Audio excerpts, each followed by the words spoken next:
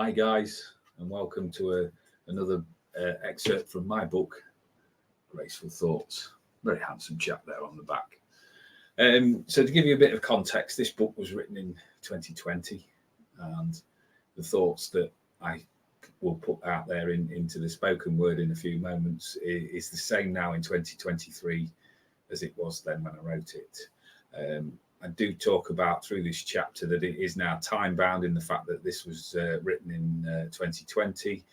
I talk about Lizzie events, I talk about promotion, and I talk about Ian and Liz of Lizzie events. And that's reference for you guys if you're looking as to who these people are. I always tie in what that I want to achieve, my goals and my aims, and hopefully promote a little bit of thought. So this article, this recording is titled Promotion. And it's interesting because just recently I've embarked on a course of how to promote myself in this now moment. This is what I'm working through to how to push myself forward. So there's lots of things to come. So please keep tuned with my channel. And if you could encourage other people to like and subscribe, that would be very much appreciated. So thank you for your indulgence, and I give you promotion. I've recently read about how to promote yourself actively. And the good thing is we have Lizzie Events News to use as a platform. This was one of my submissions. This article will address a few things and hopefully provide some insight into my work and how I build up to the excellent shows that I attend. This is the 4th year of being promoted by Lizzie Events, and I have loved every show that I have attended. The opportunity to advance and promote myself has been freely offered by Liz and Ian and fellow community members. This has been enthusiastically taken up.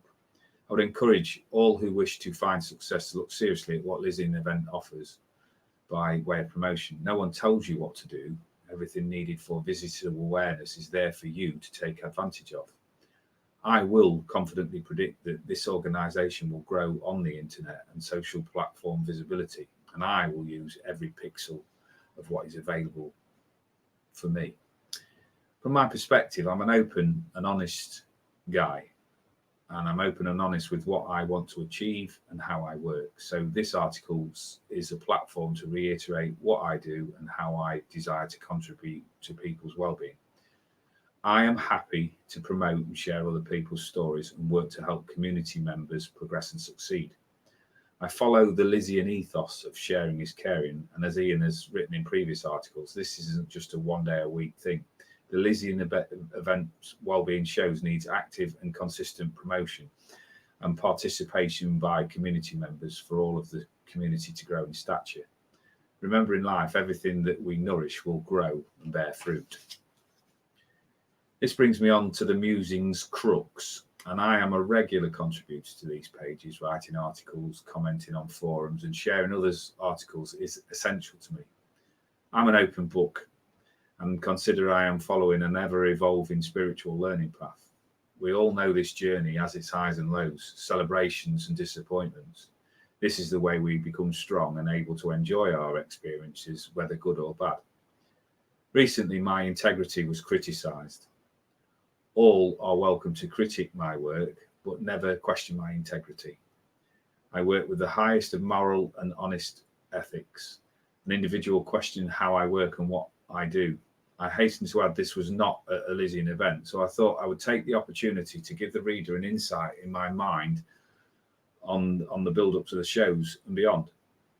The main reason I attend every show is to help people. It is also fair to earn money to continue with my work. It is important to cover our overheads. Massive profits is not my priority.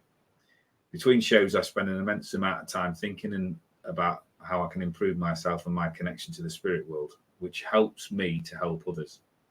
My spiritual persona is the one who arrives at the shows in the noisy waistcoats. He is that part of me that does not worry. He follows the purpose of the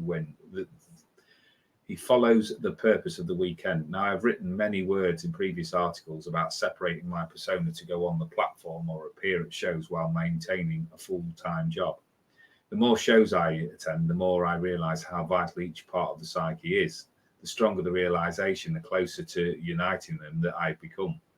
When I arrive at the venue and the analytical me sets up the table, the spiritual me is inviting spirit to draw close in readiness for readings, talks, or platform work. And this is when he will do the introductions. Nerves and excitement play a big part in my appearances. My analytical side takes to the floor in the talk room and explains that the spiritual me does not have an ego. However, the waistcoat does, and it thrives on the energies generated by the people present. I then explain that I do not guarantee to have a message for every person, and the messages are given, and I cannot interpret or expand upon the words or symbols which spirit gives. Allow me to expand. During talks, I'll provide insight into my journey so far. After a short while, the spiritual me and the energies draw my attention because it's time to stop working so analytically. I gracefully take a step back and allow the energies to come through, and then messages can be given. I give exactly what is received. However, people have their own perceptions and expectations of what they want to hear, and sometimes reject the message because they don't want to listen to the message or they're not ready for that piece of information. People are swift to give us labels to individuals and situations. People also can get very hung up on whether you are a medium, a psychic, and where the information is coming from. The answer for me is quite truly, I trust spirit energy and what they are telling me. It is not just a process that spiritual me needs to take to pieces. That's the other guy's job. I find that 90+% of feedback received is positive. Still, like everything, you will get the people who won't like you or get you and have animosity towards you. They won't like you psychically reading them, or the mediumistic side of what you've given them isn't quite right. I will address this by saying I start all my work by asking for the person's higher and greater good always. Always want to highlight how unique the individual is and help them to become a well-being and hopefully a step towards self-enlightenment. I do not really know what I do. I don't know whether I am a psychic, a medium, or any other such label. I only know that I work with the highest intent. I work intuitively and give exactly what I get, and I am passionate about what I do. I will not make things fit to suit a person's needs. This is not my decision to make. I'm empathic, and my spirit guides work with me to help other people process what is going on around them. I read cards with my own method, and I also believe angels link with me to bring in healing into my words. Please know that the client healing is the essential part of the connection when I work. When and if spirit comes through with a message, that is a privilege and a bonus. Analytical me will sometimes hint that I was lucky. And where did that come from? The answer is easy, spirit. And the first part, if it is luck, then I'm on one hell of a run. And long may it continue. If my words help spark a change or inspire, then I'm indeed a lucky man.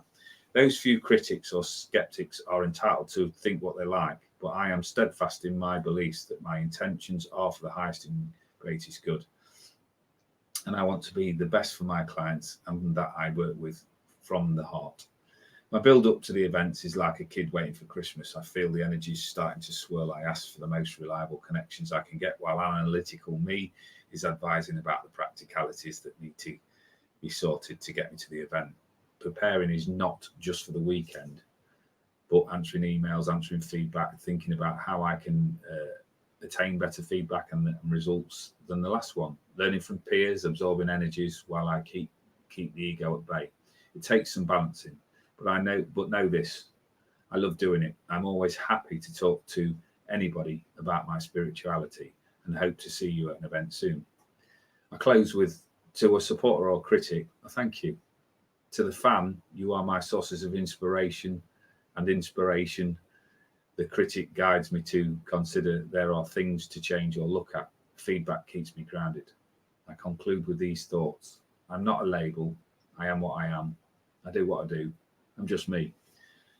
3 years on from writing this book, I am now in that stage where the sort of personal side of things doesn't affect me as much as it used to do. There is people there that will critique, and they are entitled. You know, if they pay their money to attend one of my shows or come to see me for a reading, they are entitled to their opinion. But what I've learned now is I don't have to absorb it for as long as I used to. And it's stepping through that moment where, what I call the vortex moment, that I will take time to process some things. Still the massive percentage of the feedback that I get is amazing. It really is. The support that I've had since I wrote that article has just been nothing short of incredible. But in that vortex moment, sometimes it just takes that few minutes, that couple of hours to process if somebody's got under the radar and knocked you a little bit.